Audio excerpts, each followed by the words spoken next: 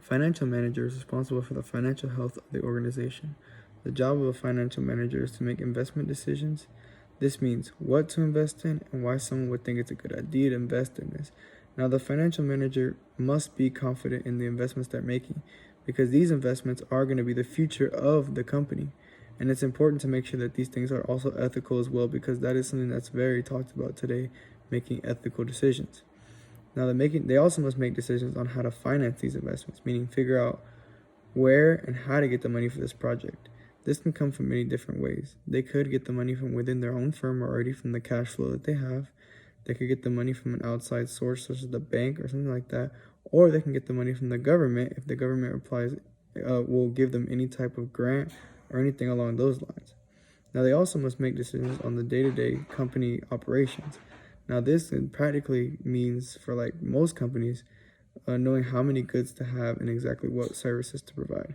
Now, their main overarching job, though, is to provide for the shareholders of the company and to make them as wealthy as possible, really.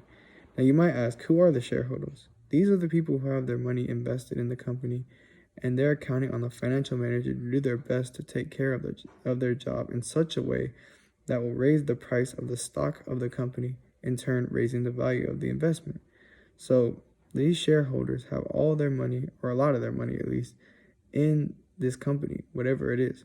And most of the time, the financial manager is the manager of a large corporation, which these corporations are places like Coke, Apple, Google, things like that have a lot of different employees and a lot of lucrative options to finance and things like that. So this means that there's a lot of cash flow coming in from these shareholders.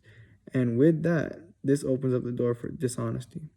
There have been many cases in which a financial manager or an entire firm is dishonest and attempts to take the money of shareholders and use it for other things besides bettering the firm.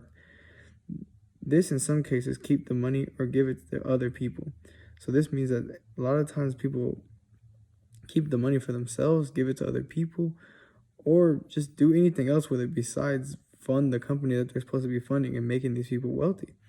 Now, this is very wrong. This is very unethical, and this is something that has been happening for years. You find all the time now that a lot of companies are being caught in Ponzi schemes, which are like they're just funding the shareholders' money and giving it out to other employees for bonuses or keeping it for themselves and going on vacations and things like that. And I feel like a lot of times there's just a lack of morality there.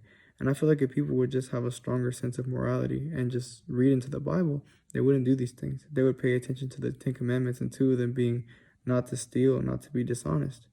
So if this were true, if people were more, honest and weren't stealing, then I feel like this would really help people be more moral and help a financial advisor do his job better and make everyone around him more wealthy and in turn make himself more wealthy and maintain ethicalness while doing it and not, being dishonest. Because a lot of times I feel like people in this world are very dishonest, especially people in the business world. It's a very cutthroat world and people don't really care about feelings. It's more about numbers and things like that.